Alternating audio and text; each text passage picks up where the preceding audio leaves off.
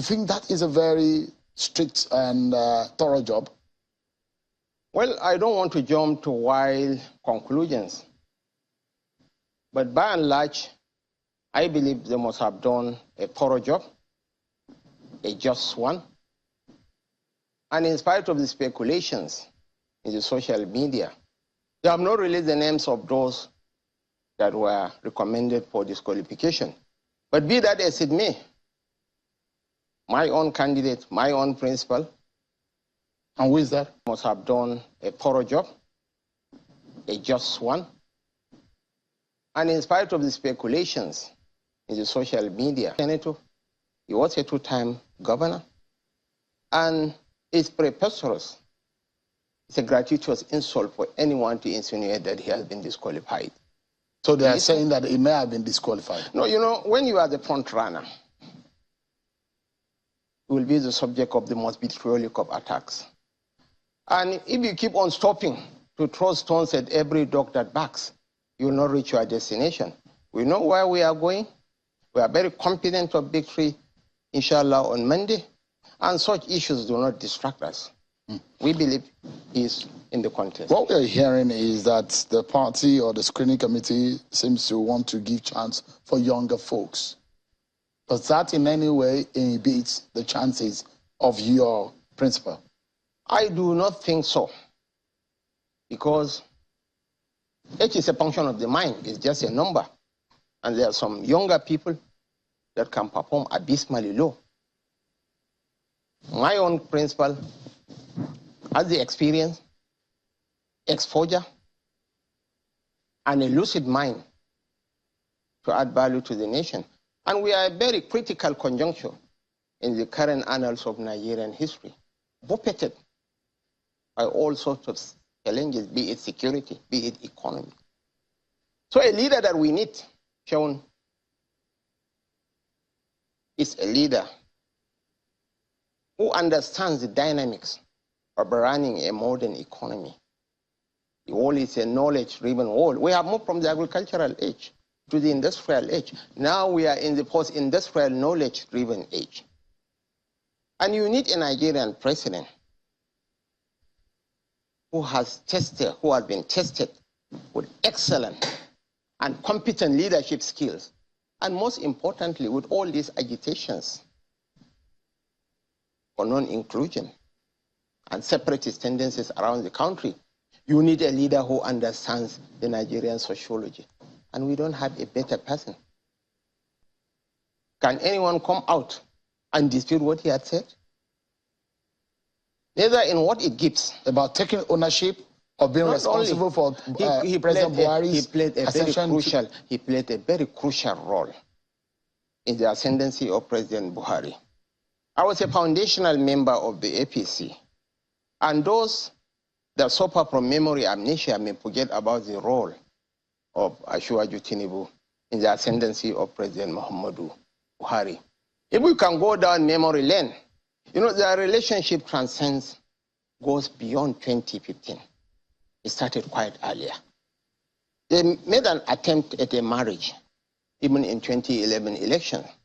But prior to the 2013 merger and subsequent presentation of Muhammadu Buhari, a foremost traditional ruler from northern Nigeria led his own team, went to Asiwaju in Lagos and told him, not in our name, it doesn't represent us. A group of retired generals equally approached Asiwaju and told him, not in our name, he is not our candidate. So also the northern establishment, a professor, led the team and disowned President Buhari. And to add insult to injury, the icing on the cake was a delegation from Katsina that disowned the president and said he is not their anointed candidate. He withstood all those pressures. And at the presidential primaries in Lagos, without the block vote from the southwest, Buhari couldn't have clinched that trophy. I was part of that. There are also oozed a sense of entitlement that he said that he has made Yoruba people proud and all of that. But now is the time of the Yoruba people, and he is a man for the job now. So those who have criticized that in itself is a sense of entitlement. What is wrong with him demanding for the leadership? He has paid the price, and this is a man, when his other AD colleagues were blood drawn, were roasted by the wily old general from Ota, he had the wits, the wisdom to stood his ground. Not only that, sir, this is a man with a ferocious penchant of sacrificing his own good for the enthronement of democracy in this country. The Yorubas respect Obafemi Awolowo, not because he's an Ijebu man. No. They respected him, not because he was a lawyer. They respected him because he was a transformational leader who invested heavily in infrastructure, in education. And Asiwaju Bola Ahmed Tinubu is about the most successful politician from the Southwest ever seen. He has built men and institutions. So you cannot even call him best amongst equals. It's a gratuitous insult. The Minister of Works and Housing is his protege. He's one of the best performing ministers under the current system.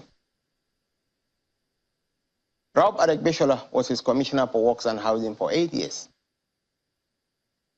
The Vice President, a very cerebral person, was his Attorney General and Commissioner of Justice for 8 years. I can roll out near Adebayo. Most of the ministers... So he deserves that sense of entitlement? Yes, he should be given the right of first refusal. What is wrong for the presidency of this country? For the presidency of this country. Out of the over 200 million Nigerians? He has aspired. We have not stopped other people from aspiring for that position. Every Nigerian, 25 people, 23 have been screened. Any other Nigerian has the right to aspire for any position, but that does not preclude him from exercising his fundamental right as a citizen of this country, and most importantly, with the skills, with the administrative skill set and the intellect to transform. Is he offended that maybe the president did not accord him that chance of forced refusal? Let me be very, very frank with you. He wasn't offended.